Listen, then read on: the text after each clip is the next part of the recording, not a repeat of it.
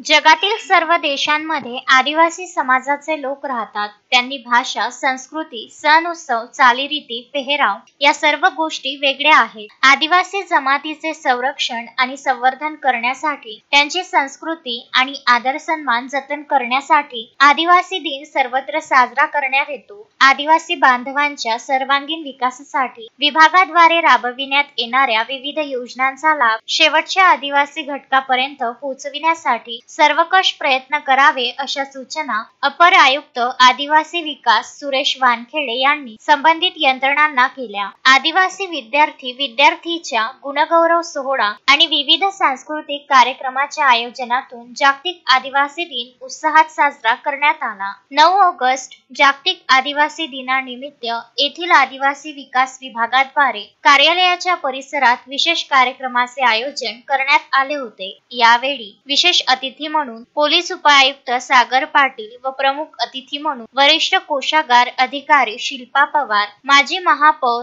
वंदना कंगाले उपस्थित होत्या. तसेच ज्येष्ठ आदिवासी समाजसेविका महानंदा टेकाम, आदिवासी समाजसेवक विठ्ठल मरापे, रामेश्वर इवनाथे यांची प्रमुख उपस्थिती या कार्यक्रमाला होती. Vidarbha news bureau, Amravati.